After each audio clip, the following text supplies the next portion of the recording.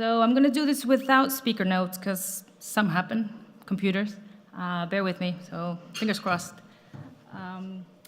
Looking at you all here today, I'm kind of reminded of when I first attended my first accessibility talk.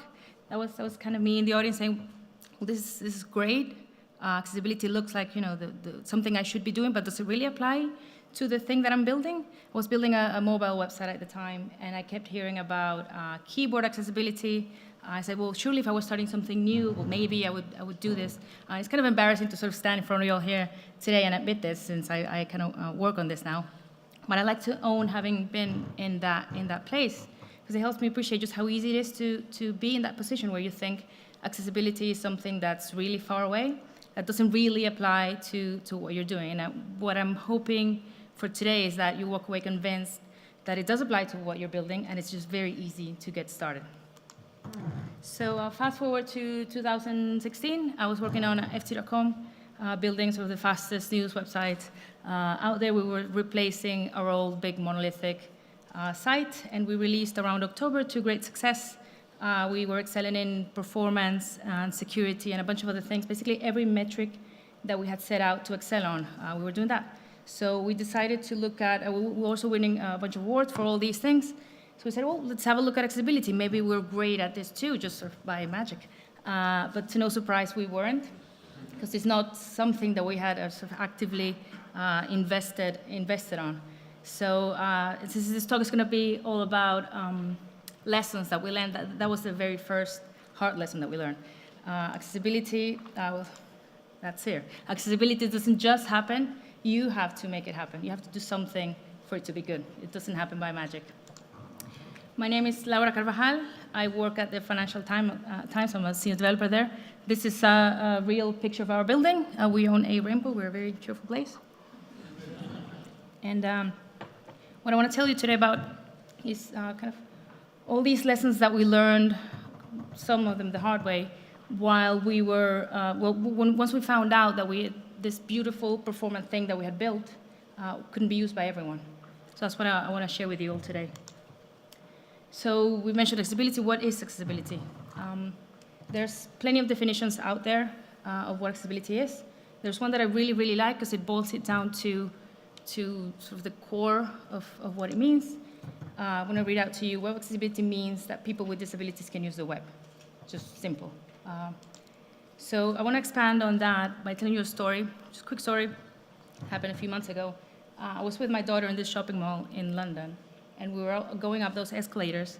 And as we were going up there, she asked me, so how does someone in a wheelchair do what we're doing? And even though she's just turned 11 this weekend, she's very young, but she's very aware of accessibility, mostly because I practice these talks on her. So she's asked me this, and I'm all proud to say, oh, well, there's an elevator somewhere. And we looked around and said, well, where is it? And honestly, the moment when she asked me, I couldn't see it. And as we got to the top, we saw that at the very end of that hallway, it's where the elevators were. So she tells me, so well, someone in a wheelchair would have to go all the way there and up and all the way back to do what we just did. So children have kind of a way of seeing things for what they are.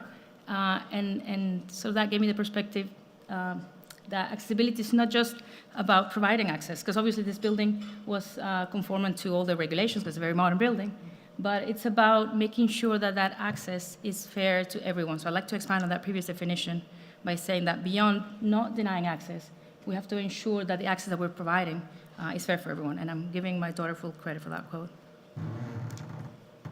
So we've talked about disability. We can roughly split disability into these 4 categories: physical, visual, hearing, and cognitive.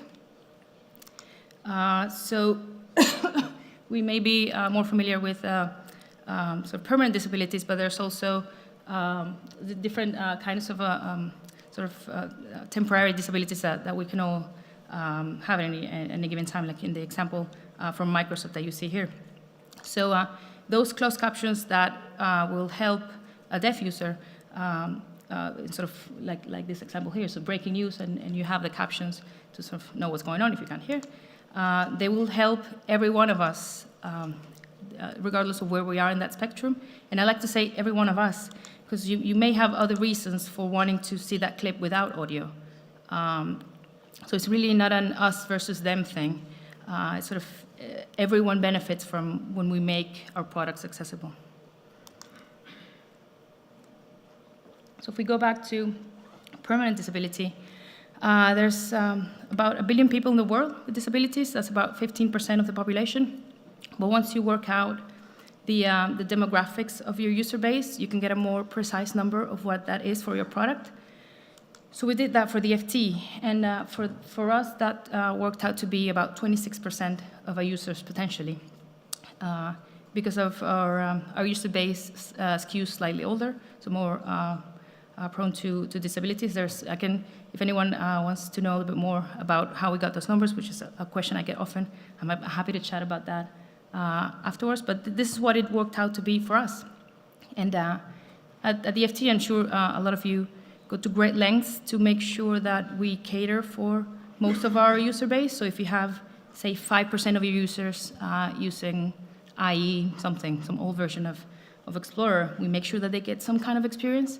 And in this case, we had potentially 26% of our users who just were being served a broken experience.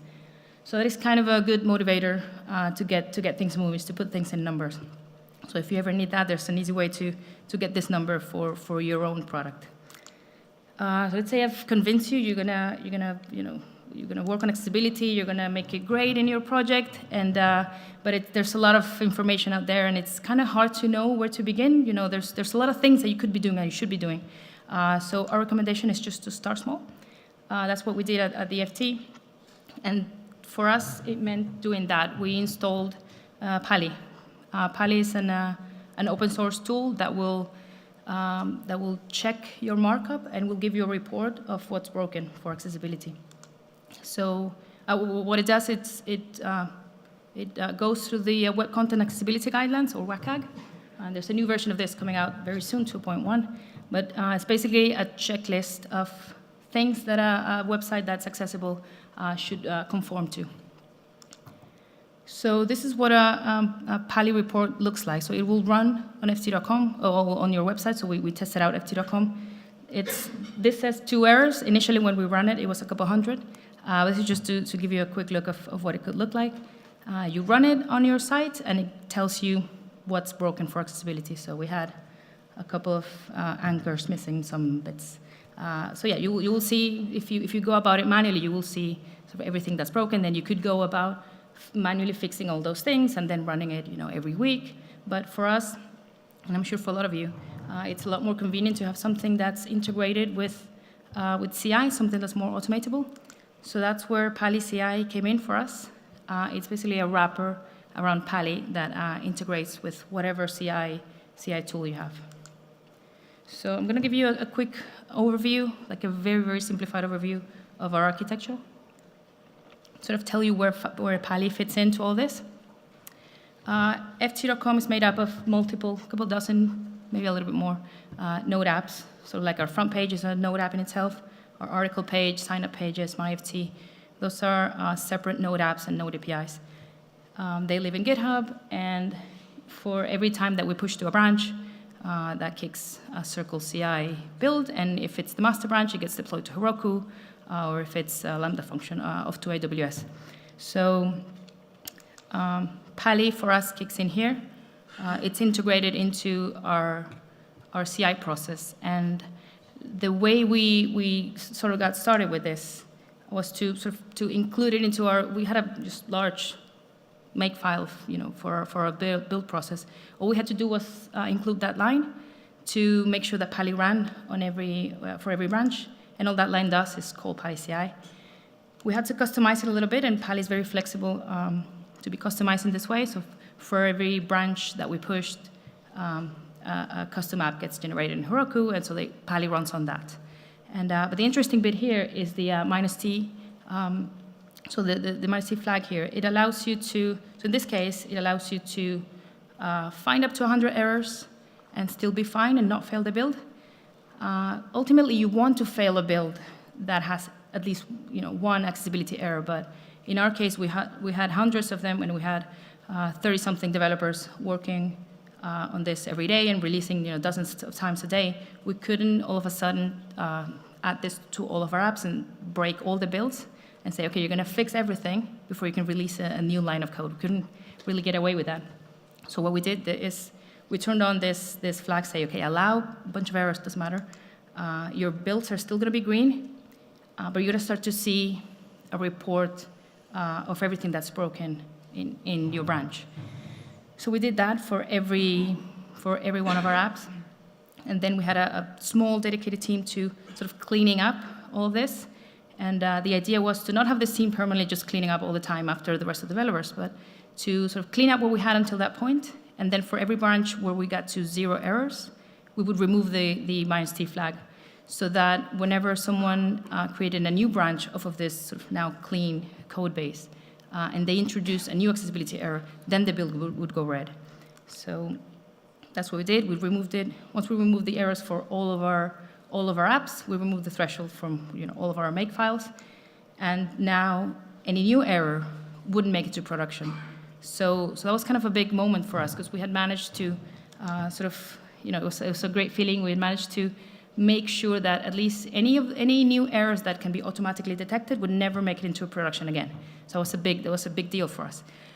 But we realized that even though everyone was all for accessibility, people were actually looking forward to have Pali break their builds, just knowing that there's a thing that prevented you from ruining the experience for someone else. People were excited about that. But we kind of failed at sort of letting developers know how exactly the builds would fail and then what they would need to do to fix them. So that was the second lesson that we learned. Before you set the build on fire, it's good to train people, sort of let them know what to expect and sort of how to fix things. So let's see. Pali found a bunch of things. There were some sort of 5 or 6 that were very popular and are very common, and we had maybe hundreds of those errors in our code base. Because of time, I'm not going to go deep into each of these, but I'm going to give you a quick overview of what they were, and then I'm happy to chat about it afterwards if anyone has any questions. So I think the most popular issue that we had was issues to do with contrast, color contrast. So the contrast between the text and the background. That sometimes to us it might look okay, but it needs to have a 4.5 to 1 sort of ratio in the color for it to be readable. So this is sort of to hit a sort of AA level of accessibility. I can go into detail later on with anyone if you all want, but it's sort of a guarantee that if you have this level of contrast between the text and the background, stuff will be readable, and that's sort of what we want. In our case, it was the footer of our site, because usually it was like light gray on top of dark gray, and that tends to not be ideal. So we had to tweak the colors a little bit with our design team, and they were very happy because the result was pretty much the same. It was just making sure that it would pass all these tests. Another very common issue was alt text being missing from images. So alt text is sort of the bit of description that you will get if the image doesn't load, sort of how we, or at least how I used to sort of know what this thing did. But it's crucial for assistive text, things like screen readers. It's what the user will be, what will be read out to the user where the image is. Another issue was to do with forms. Labels, labels not being related to the input that they belong to. With the for and the ID, we would sometimes forget to do that, or copy paste and then have the wrong for the wrong ID. And although nothing really breaks massively visually, if you get this one wrong, it really ruins the experience for screen readers and other assistive tech. So this was another one that was common, and that was a big deal. And also required fields. We had some of the fields that were required, and we would have some validation on JavaScript afterwards, and we would have the little star, but without the required, actually in the markup, accessibility is not that great, so it's remembering to, if you have a required field, add the required on there. Ads. Well, ads tend to be a nightmare for a number of reasons, but they are a nightmare for accessibility. It's basically markup that is injected into your site that you have no control over, that tends to not be accessible. I've never seen an ad that has accessible markup. So what we did was sort of hide the ad from assistive technology, and then remove just once the ad had loaded, we would iterate in all of the frameworks. So sometimes you would have a frame inside an iframe, sorry, an iframe inside an iframe inside an iframe, setting tab index -1 into all of them so that people couldn't accidentally tap through to them. And I've been asked, well, doesn't this mean that you're hiding the ads from people who are supposed to get them? But since the ads are inaccessible, if you're in a screen reader, you cannot tell what that thing that being sold to you is. So it's really no use to you even stopping there. So I guess the solution here is either we will hide them until they are accessible. Once they're accessible, we're quite happy to integrate that back into the user flow. But I don't see that happening anytime in the near future. Another issue is having duplicate content on the screen. Sometimes there's valid reasons why you might want duplicate content on the screen. Like in our case, we have this Add to My FT button in several places on the site, but you're obviously, if you get a visual context, you actually see that what you're adding is different depending on what button you're clicking. But if you're getting this read out to you in a screen reader, especially in out of context mode, where you get read out all the buttons on the screen, you might have a moment where you are read out Add to My FT, Add to My FT, Add to My FT, where there's no meaning to each of the buttons. So what we do is we add a little bit of context in a visually hidden span. So visually it's the same, designers are happy, but screen reader users get to actually get this context, even if it's not visual. Another way to train your developers or to help get your team trained up is doing some online courses. This is one of the best ones we've found so far. This is one we did at the Financial Times. It's a free course on Udacity by the accessibility folks at Google. It's Rob Dodson and Alex Boxall. It's really great. It's meant to be sort of, you can do it at your own pace. You can do it in a couple of weeks. You can do it in a couple of days if you're full on. And it will give you the basics of accessibility. And sort of it's a really great place to get started. I'm going to share these slides in a little bit, so don't worry about those long URLs. So we've talked about detecting errors sort of automatically with tools like Pali. And once you clear all those out, you reach a really important milestone, sort of like this person up there. But if you want to get to sort of a really accessible experience, making sure that your site is really, really accessible, there's still a fair bit to go to get to that summit. So there's a few things that you can do that in these involve sort of manual involvement, not just a thing running on your product. You could do an external audit. It's just basically having a third-party expert look over your site and tell you sort of the things that you may have missed after doing all this sort of automated checking. You could do customer research. This is something that's really, really useful to get your product sort of in front of actual users with actual disabilities and getting feedback from them. And then learning how to use some of these assistive technology tools yourself. So I'm going to go over this a little bit. For the external audit, we were very lucky to work with the Digital Accessibility Centre in Wales. And I'm going to show you a quick clip. Let's see if this works. I got some audio here. Just a very quick clip of some of the work that they did. Let's see if this works. My name is Rebecca Morgan. I have cerebral palsy. I test with voice activation and keyboard only method. Choose 3. Click button. The controls for the videos are not being picked up by Dragon. My name is James O'Kane. I'm the Colour Contrast and Readability Analyst at the Digital Accessibility Centre, and today on the homepage I encountered some text displayed on top of images. Text displayed on top of images can be quite difficult to read because of the varying colour contrast of the image behind the text. My name is Ziad. I'm a website analyst at the DAC.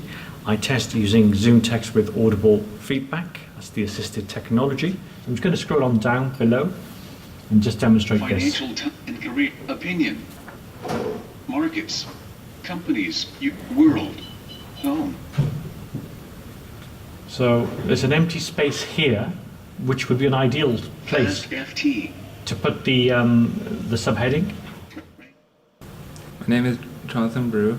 I'm a cognitive analyst at the Digital Accessibility Centre. There is a moving image that distracts me from all the content. Another issue I've found on the homepage is the carousel. when navigating through it, I couldn't find the arrow to navigate through each page. And once I found it eventually, finding the other previous button was difficult.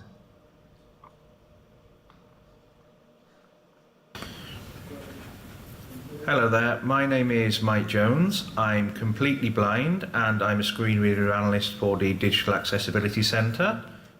On one of the articles I tested, there are several headings that announcers read more, and these also interrupt the article. It's not clear what the user will be reading more about. Further to this, these headings actually interrupt the main article that the user is reading. So it would have been helpful to me to ensure that the article read smoothly and continuously without interruptions. Cool, so that's just a 2-minute video, but we were lucky enough to spend the day there with the testers. And I highly recommend it if you ever have a chance to do this, because it will really change your perspective on how you do web development forever. It will really sort of open a new door to sort of show you how a lot of users are really using the product that you're building, so beyond what we're sort of used to thinking about every day. Oh, the user will click here, will do that. There's just so many other ways that people use the stuff that you build. So yeah, I highly recommend it if you have the chance to do that. Let's see, so after they did all that testing, they gave us back a report with a couple hundred issues that we had to fix, even though we already had run the sort of automatic stuff. And it's really, so we spent, say, a couple months, a small team of us sort of fixing all of that. And in the end, we got this accreditation. We put it on our site, say, yeah, we're accessible.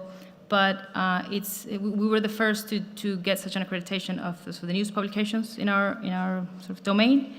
Although it's really a title that we don't want to hold alone. So I remember speaking about this earlier this year and sort of encouraging other newspapers and really anyone else who sort of builds a website or builds anything user-facing. This is something that we really should be trying to outdo each other on, like we try to outdo each other on, or our competitors on performance or on security, or we're faster than the competition. We really want to get to a place where we also want to be more accessible than the competition. So this hopefully sort of inspires you to do the same, whatever space you're in, whatever product you're building. So something else that you can do is do customer research. These are not mutually exclusive. You could ideally be doing them all, but if you get a chance to do customer research, that's really great, because you could have all the theory in place. You can have your accreditation. You can have all the sort of the theory right, but then get it also very wrong in practice if you don't put it in front of users. So if you have a chance to do customer research, I highly recommend that, so that doesn't happen to your product. And also, you can learn to use these assistive technology tools yourself. It's very easy. If you're on a Mac, you have a lot of them for free. This is what we use. We use VoiceOver as our main screen reader to test with. We go keyboard only when we test the site, and we also use Zoom technology to see what our site looks like when zoomed in. Keyboard only was a really good experience. We used to just sort of test the site a little bit with just the keyboard, but what really helped was going keyboard only all the time. I tried this for a few months. It was really fun.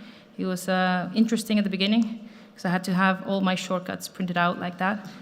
But if you really let go of the trackpad and the mouse, you will, even if you don't want to, you will learn all those. You will memorize all those. And I think I have maybe about 10 lines worth of paper next to my monitor of the sort of really stubborn ones that I haven't been able to learn. But the rest, you just learn, and you become this sort of power user, so to speak, while you're making the experience better for others. Also, there are times when I do have to have my trackpad, when I don't have that fancy sort of external keyboard. What I do is I make sure that I make it as uncomfortable as possible. So I remove all the goodies that Apple give me, so that when I use it, I remember I should really be on the keyboard, and then I do that. So it's lesson number 3 that we learned: throw away your mouse.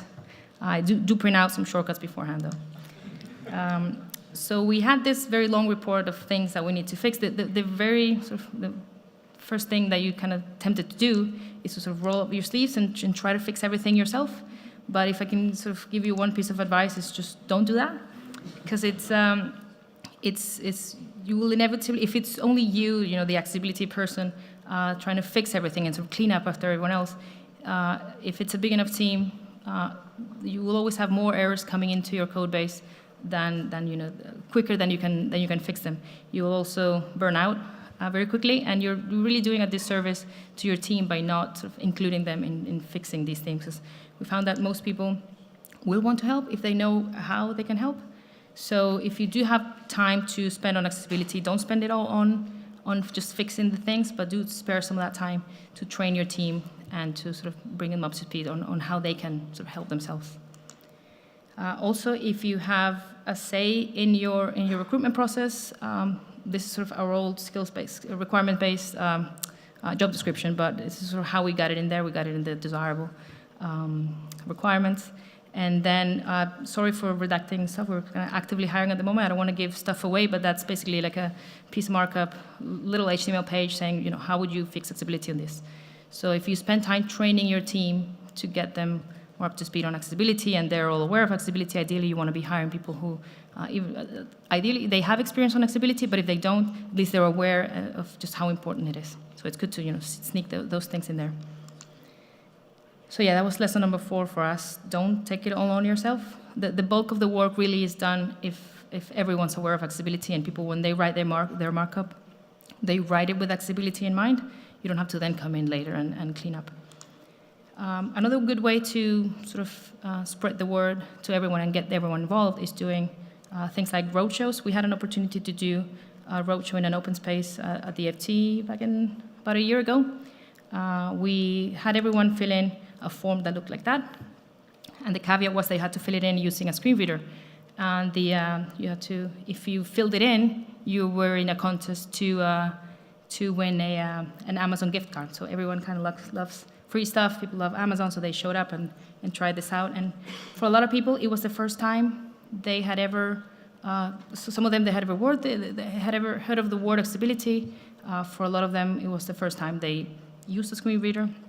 So it was a really good opportunity to get a large volume of people sort of aware and exposed to all these things. This is the form they had to fill in. It was something very easy, but it led to some funny and interesting results. But most importantly, led to people sort of become aware of this, of accessibility itself, and it's something that they don't forget once they walk out. And we had reactions kind of like that, and this is one of the sort of greatest moments of my career, 15 years or so that I've been doing this, is having, this is Patrick Hammond, if you know him. He's rarely surprised by web stuff, but this was his reaction to sort of interacting with the web, with a screen reader. And we had this from a lot of people across the business. So if you have the opportunity, you get 10, 15 minutes, get all these people in the same room and just have them try it out. Some companies have what they call the empathy room, which is different types of technology where they can use to use your site. So that was sort of the 5th lesson for us. Talk about it a lot. Make it your thing. The more you talk about it, the more you get people sort of involved or aware. And once they're aware, it's very likely that they will work towards making accessibility better for your product. What was I saying? Okay, we have these 3 things that I'm recommending to do, and obviously these top 2 cost money. It doesn't mean that you can't have an accessible website if you don't do these 2, but you may run into instances where you have to raise some cash internally in a company to get these things done. And something that we learned quite quick, well, I want to say quite quickly, but it took a while, is that it's the right thing to do. Doesn't really get you a budget. I would walk up to sort of a senior manager saying, it's accessibility, we have to do this, give me some money. It doesn't really work out that way. So there's some really good research by Alice Bartlett, who works with us in the origami team, that really one of the most evidence business cases for accessibility is just avoiding litigation. If you're a big enough company, the cost of getting sued, or even just the brand damage that this will do to your company, is a lot higher than what you would probably have to invest in a small team of people doing this or these sort of external services. So if you're in your company and you're trying to convince management that this is something that's important, I recommend that link, and come talk to me afterwards if you need any tips. And before we finish, I want to take you back to how this all started for us at the FT. I was on bug duty one week, and I came across this card on Jira. QA is the only place where we use Jira, the FT. I said, I read, integrate Pali. So, I don't know what this is, so I'll have a look. And well, I had a look at the card. I had a look at the history on the card. Let's see if this will cooperate. So yeah, I found that the card had been bouncing around our backlog for a few months until my colleague, Ben Fletcher, who was a senior developer at the time, who just happens to be deafblind, he prioritized that card, say, hey, well, maybe this is something that we should be looking at. So he just prioritized the card. And I guess the lesson that I want to leave you with here is that diversity in your team will improve your product, will improve your team, will improve your life. For us, this little action of Ben's moving that card and just prioritizing it snowballed into our product being better, becoming accessible, our team learning about accessibility and gaining all this empathy, and it led to just me standing in front of you all here today. So if you have a say in the diversity and the makeup of your team, it's really important. It's a very big deal, and it will make you build something better. It will make you better. So just to leave you with something that you can sort of do tonight in under 20 minutes. Accessibility is not something that just happens by accident. You have to do something about it. Pali CI is a really good place to start. There are other tools, but this one we found is very, very quick to use. So you can get it into your products. Don't break any builds. You just start getting reports just to see what you have there. Training your people is important, so that Udacity course, if you share it, that's a couple of seconds. Obviously, that you have to watch it, but you can get the ball rolling with sharing it with your teammates. Throw away your mouse. You can do that. Remember, print some shortcuts beforehand. Just makes it easier. Don't take it on yourself. Share the load with your teammates. Spread the word. Talk about it. Just the more you talk about it, the more you inspire all these other people. If you need to raise a budget, remember, other companies have been sued for large amounts of money. That tends to sort of motivate. That could motivate your company. They don't want to be sued, so they might, listen in. And the last one, I wish I had a silver bullet to sort of help you with this one under 20 minutes tonight. Sadly, I don't. But if you have a say on diversity in your team, prioritize it, make it sort of the top thing that you work on. And a while back, something like this would have been sort of the norm for the entrance of a public building. It would have been okay, but now it would be unthinkable to have this be the only entrance to a public building. What I want to say is that the web is a little bit behind in this space, so don't wait until it becomes unthinkable to build inaccessible websites. The time to really start making your site accessible is now, so just do it. Thank you very much.